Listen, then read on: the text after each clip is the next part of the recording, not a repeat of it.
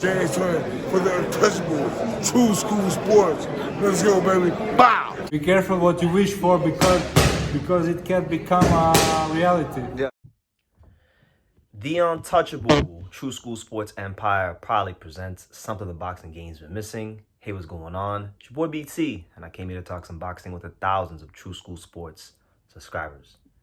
All right, so a lot of people have been asking me about this matchup, and I think it's an interesting matchup because it's a crossroads battle of sorts at 140. On one end, you're gonna have one of the most hyped up and youngest stars in British boxing, Azim, a guy that's pegged to do a lot of big things in boxing. Definitely be one of the faces of British boxing for the future.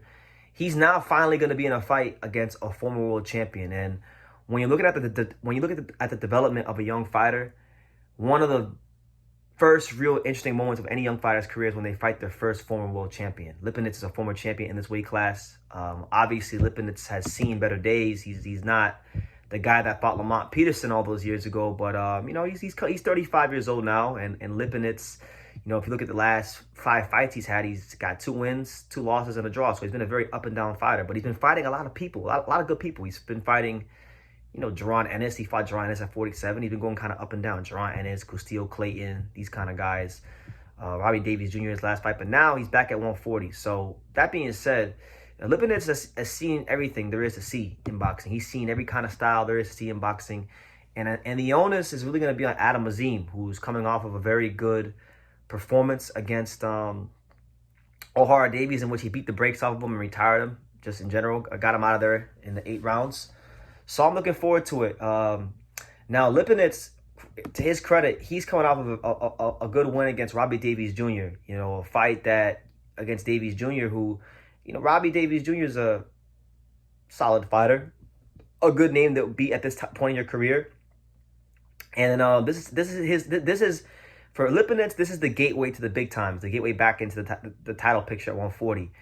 He was trying to make a run at 47 for a while. I think he actually had a pretty decent run at 147, fighting the guys like Lamont Peterson and Clayton and Boots. I think he gave great accounts of himself in all those fights.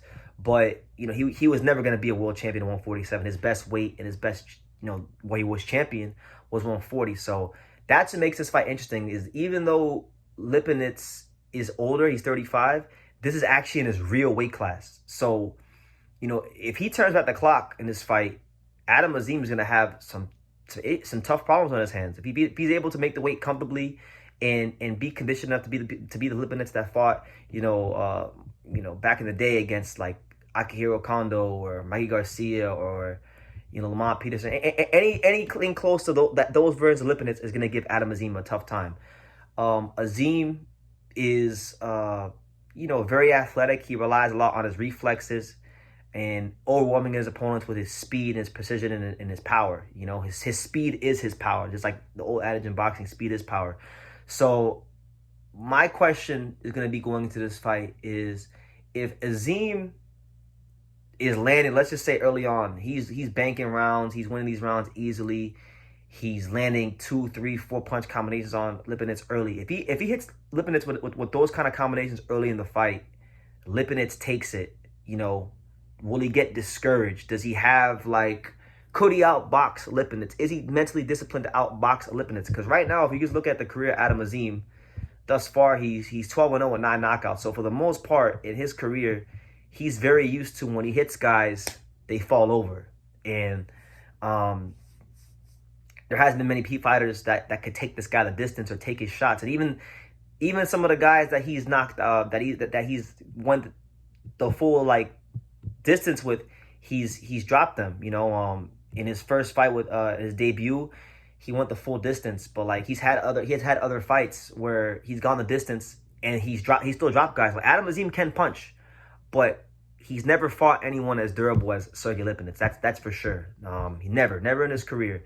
Only guy to ever stop Lipinets was Jaron Boots Ennis. And all respect to Azim, he ain't punching like no damn Jaron Boots Ennis. So if he can stop Lipinets, to me, I don't care if Lipinets is 35.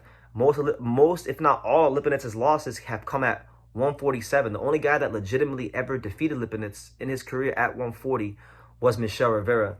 And that was a close fight. You know, that was a fight where Rivera banked a lot of the rounds early, and Lipinets came on strong towards the end, and Rivera did just enough to hold him off from taking over the fight. So even recently, like even as early as last November, Lipinets still put in a good performance against a top 140 pounder and Michelle Rivera in a loss.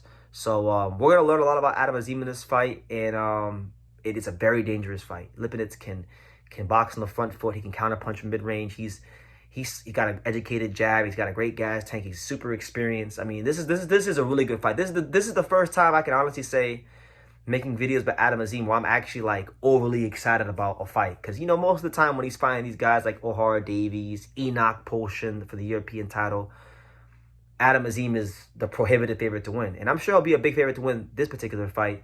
But Adam Azim is going to have to work for this win. The same way Michelle Rivera had to work for this win. And even to a degree at points, Jaron Ennis had to work for that win, because Lipinets had some moments and spots against Jaron Ennis. So, yeah, if he goes in there and if he treats Lipinets like he treated O'Hara Davies and Enoch Poulsen and everybody else in his career, then we definitely know for sure, without a shadow of a doubt, we have a special talent on our hands. But I personally think there will be some struggles for Azim in this fight, and I do think that he'll win. I think he should win. But I don't think it's gonna be easy at all. It wouldn't shock me at all if Lipinets whacks him upside the head and upsets him. But either way, whether he wins or loses, I'm just excited that he's in there with a former world champion who's not past it, who's still putting in good performances, and this is his actual weight class. This is not him fighting a big gargoyle of a welterweight like Jaron Ennis. So yeah, let me know what you guys think. How do you guys feel about Azim versus Lipinets on February 1st? Leave your comments down below. Make sure you guys take the time to subscribe. And like I say in every single one of these videos, you can love me or you can hate me, but I'm just a kid from Daniel. So until next time, take your guys. Thank you for watching another video on the untouchable True School Sports Empire. For more great boxing content just like this, make sure you guys click right over here. Keep watching my boy BT put on the best interviews out here.